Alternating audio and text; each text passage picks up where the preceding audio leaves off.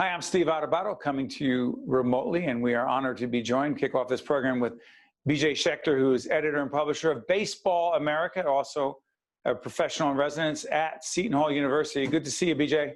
Good to see you too, Steve. Thanks for having me. By the way, let's put in perspective exactly what Baseball America is and why it matters. So Baseball America has been around for 40 years. It's considered the Bible of baseball. We cover the future of the game. So not necessarily the Yankees and the Mets, but their farm programs, their farm systems, and the draft is our Super Bowl. And so everything leading up to the next big thing, we've been discovering it for the last 40 years. So we're putting you in a tough spot because we're taping on July 13th. We never try to hide when we're taping. It'll be seen after. We don't know what's going to be happening with baseball as it relates to COVID-19. What do you think is going to happen? Well, I try to be optimistic and realistic at the same time. I think the odds of us getting through a 60-game season are probably less than 70%. I think they'll do their best to get started, but given where we are in the world right now, given the number of cases that we're seeing, and it's not the NBA. This is not a bubble that these players are in. So they're in different parts of the country. And so I think it's going to be very, very tough to get through a complete season. But what's so interesting is we have a 16-year-old son who plays baseball. And as we do this program, he's getting ready to go to practice, middle of July. They think there's going to be a fall season. Who knows? Does what happens in professional baseball influence college baseball, high school baseball, club baseball, baseball everywhere? I think it's not just baseball. I think what's happening in the three professional sports that are about to get started here in the U.S., which are baseball, MLS, and the NHL, it influences everything. So if they are successful and can get through a season and can manage testing and really manage the number of cases, I think it bodes well for not just professional sports, but college sports, youth sports, as you mentioned. I coach a travel team, 10-year-olds. We've been practicing, we've been playing games. They're very strict protocols. So far, so good, but we're still being very cautious. I think the world is watching to see first what happens in baseball. Your work at Seton Hall as a professional in residence, I greatly appreciate your work because we also had Bob Lee on with us. The best. Literally the best at ESPN all those years, and now connected to you and your colleagues at Seton Hall University. Seton Hall, one of our higher ed partners. Describe the work that you're doing there as it relates to sports media, if you will, and why it particularly matters now. Yeah, I think it matters now more than ever, which is kind of ironic because we don't have sports right now. Right. I came to Seton Hall 3 years ago to build an innovative and transformative sports media program. And we say media, not sports writing, not sports journalism, for a reason, because it's really a multifaceted business. And we're seeing that right now, from the very top at ESPN to local newspapers and local television networks that are struggling. And to really understand and be successful in the business today for students that are coming into it, I tell my students all the time that the path that I took to get to the top of my field does not exist anymore. It's a different path. We may not even know what that path is. Students, young males and females coming into this business are going to have to blaze their own trail.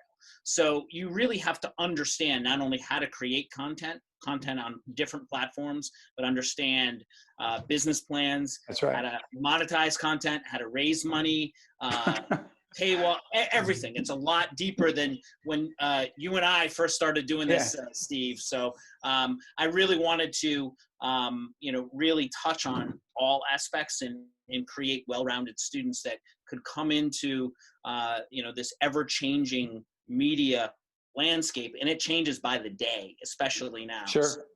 It's so interesting. You're talking about students. I'm sorry for interrupting. It's part of the video technology, remote technology.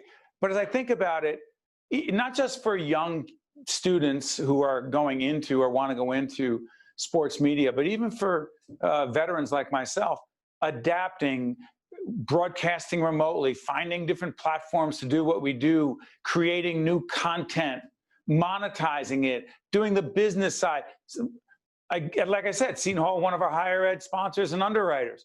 Without that, no money, no mission. Forget it. It doesn't happen. So the whole concept of sports media will never be what it was, but what it's going to be, we don't really know. We don't. And with, with times of adversity, there's opportunities that we don't know about that we can create. I mean, 3 years ago, nobody was talking about the Athletic in sports media, and they raised over $200 million in 3+ years. So it is possible. You mentioned, Bob Lee, who's become a really, really good friend of mine, and helping, me, mold and build this program, has been a tremendous sounding board. We've talked about, and we're exploring at Seton Hall doing a master class, not only for students that are coming up in the field, but people that are in the field that are looking to better themselves and adapt to the changing culture. That's right. That's another thing we're exploring. It's interesting. So the other part of this, BJ, is that the role of universities changing dramatically.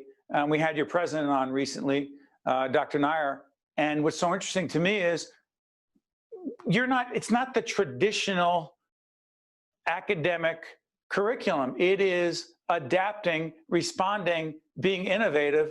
Status quo, not an option, correct? It's not, and Dr. Nair, more than anybody else, understands it, and I'm thrilled that he came to Seton Hall last academic year. He actually came to one of my classes in the spring, so he's come to our events. So he really understands and sees the opportunity, and that's, quite frankly, Steve, that's why they brought in someone like me. And you have to think outside the box.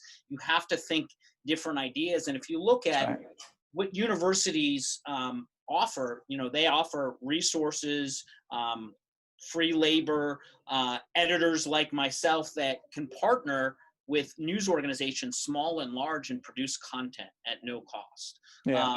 And there's tremendous opportunity there, not only for the university and training students, but media outlets that are struggling to produce content and cut costs at the same time. Well said. By the way, while BJ is doing what he's doing at the university at Seton Hall, let me also just share, and I've said this before, that I've been a visiting lecturer at the Buccino Leadership Institute, and I've taught in person and then since COVID remotely.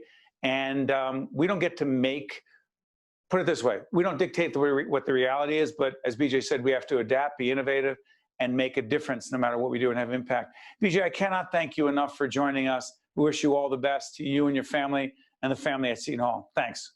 Thanks, Steve. I appreciate it. We'll be right back right after this. One-on-One with Steve Adubato has been a production of the Caucus Educational Corporation. Funding has been provided by Investors Bank, PSE&G, United Airlines, Johnson & Johnson, the Healthcare Foundation of New Jersey, the Turrell Fund, supporting Right from the Start NJ, the Russell Berry Foundation, the New Jersey Economic Development Authority, and by the Adler Aphasia Center. Promotional support provided by Meadowlands Chamber, and by NorthJersey.com and Local IQ, part of the USA Today network. Hi, I'm Cecilia Zalkin. It costs much more to care for an infant than for an older child, and many New Jersey child care centers don't have the funding they need. Because of this, many children in New Jersey don't have their basic needs met. Right from the Start NJ is dedicated to supporting this vulnerable population, children from birth to age 3. We know that the early years are the most critical, and we believe that every child deserves a bright beginning and a healthy future.